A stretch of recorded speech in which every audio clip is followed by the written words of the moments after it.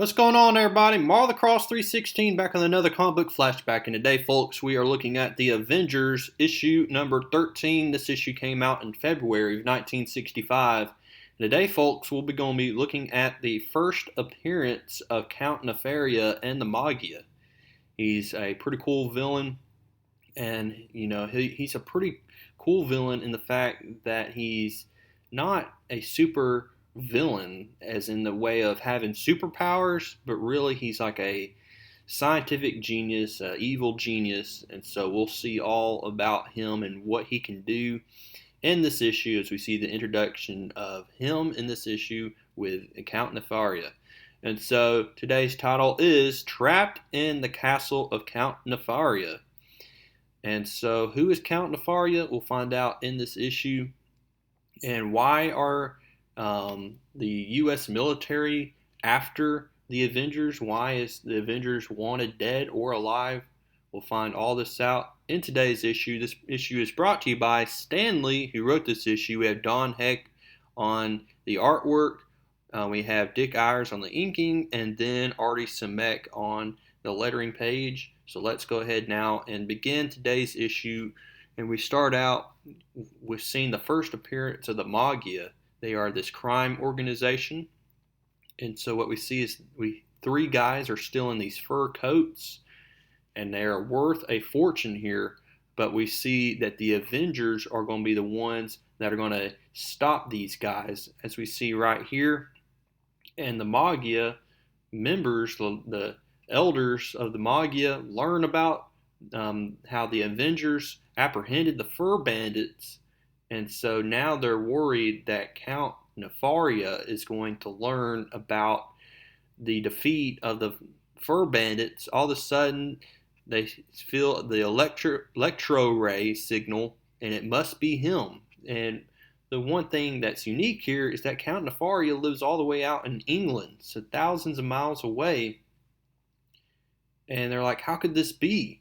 He says, you fool, he's the most powerful crime lord on earth. He knows everything. Answer him quick. You know the penalty for keeping the count waiting.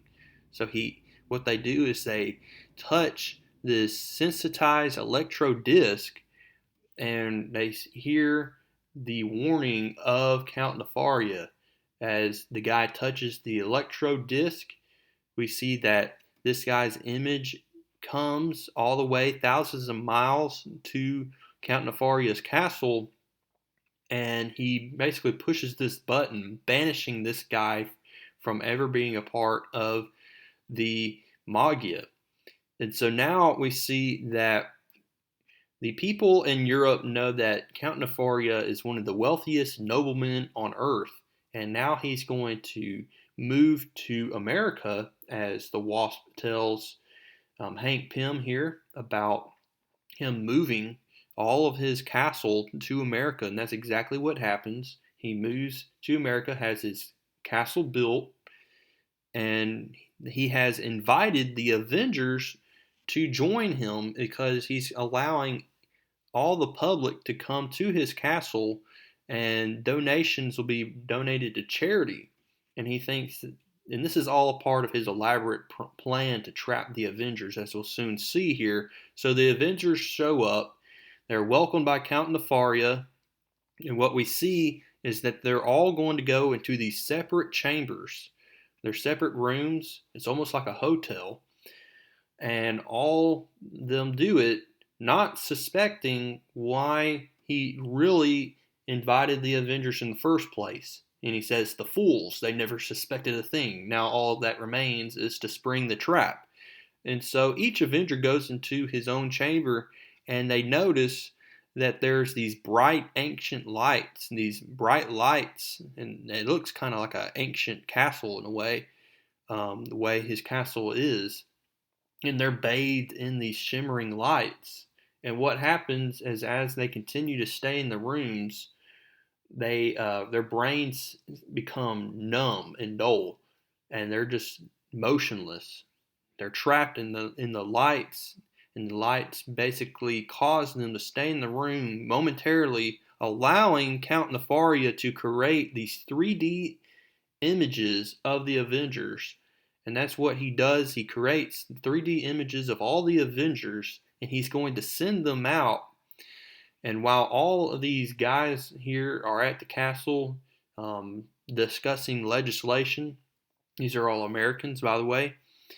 The Avengers come and they basically says that they're taking over and that they need to surrender America to the Avengers.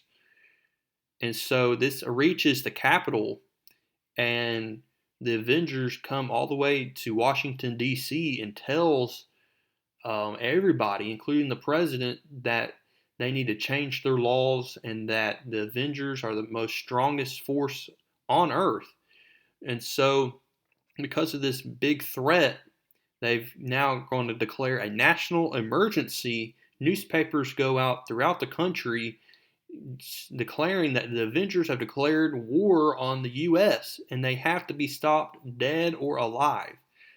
And so this is all a part of Count Nefaria's elaborate scheme. Meanwhile, we also see that Rick Jones and his friends, the Team Brigade, they came along with the Avengers when they came to the castle, and they've been ordered to stand outside the castle to wait further orders from Captain America. But as they walk inside the castle wondering where the Avengers are at, they are soon met by a bunch of Count Nefaria's Maggia men, and they're thrown into this dungeon, this padlocked dungeon cell. And so they are not going to be able to help the Avengers, what we think. But now what we see is that he turns off those bright lights, leads the Avengers out of his castle, and the Avengers are going to be met by gunfire and just on big artillery here from the army.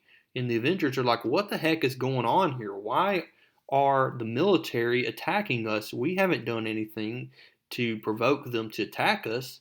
So they have to be on the defensive here as the Air Force, the tanks, Army, you name it, they're after the Avengers because the Avengers are a national threat to America. And so what we see is Captain America orders everybody to return back to the headquarters immediately because we got to figure this thing out.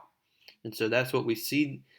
And we see that Ant-Man and the Wasp are going to find out that basically the Avengers are wanted for national treason here. And when they return, they have their suspicions met, as all of the Avengers now have heard on the radio that the Avengers are wanted by the Army. The Army is after the Avengers. They're a national threat. And they're like, I can't remember what happened when we went to Count Nefaria's castle. My visit there, it's hazy. And that's a known experience for all of them. And Captain America says, perhaps the Team Brigade stumbled onto something, and that's why we didn't find them when we left.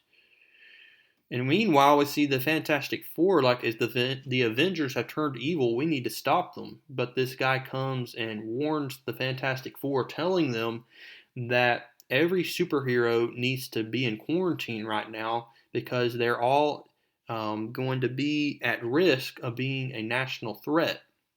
And so the Fantastic Four have to be quarantined in the Baxter Building. Meanwhile, I see that the Team Brigade were not searched. That was a big mistake for the Magia. They should have checked the Team Brigade if they had anything. So Rick Jones uses this transistor radio here to contact Iron Man, but unfortunately Iron Man's helmet had been damaged due to the fight with the Army. And so they're not going to be able to contact Iron Man, but Count Nefaria is picking up the radio beam in the dungeon that they're at in Dungeon B, so he's going to move them to Dungeon K. And in this dungeon, it's pretty unique that the walls are closing in on them, and there's these suction cups, and if they touch the suction cups, then they will be set to go out of motion, and they'll be paralyzed, basically. And so Count Nefaria pushes the button to stop the closing in walls and tells them he's not going to kill them, but he's just going to let them die slowly. and the Avengers are not going to be able to stop them. That's what he says. So the Avengers are making themselves back to the castle, but they all come across those suction cups. All of them except for Captain America here. Captain America is going to be the only one that notices. He uses his shield here to swing into the castle, and he's going to be on his own here against the Maggia here. As Count Nefaria sends some of the Maggia men, he takes these three guys down. He comes across Rick Jones. He's going to then save Rick Jones and the Team Brigade. So they are going to go free the other Avengers with this potion here that allows them to become unparalyzed. And so Captain America is now going to fight Count Nefaria. He's taken hostage for a minute there, but then the Avengers are going to come to the aid of Captain America, and now Count Nefaria's master plan is starting to crumble as we see that the Avengers have finally realized that Count Nefaria is the one that is responsible for the electro images of the Avengers, that those really weren't the Avengers. And we see that the general was with the Avengers the entire time and has heard everything. And so now Count Nefaria is going to be banished from America. He's going to be deported and going back to England here. But while all of this is taking place, Hank Pym is wondering where the Wasp is at. We see that then Rick Jones comes to Hank Pym and tells Hank the unfortunate news that the Wasp had been shot and she might be dead. We don't know for certain, but we're suspecting that the Wasp had just died right here in this issue. Unfortunate news, folks. So hopefully I'm wrong about this and the Wasp is not dead, but we'll find all this out. In the next issue, is the Wasp alive? Is she going to make it? We're going to find this out in issue number 14. Hope to see you there. And until next time, keep reading comics.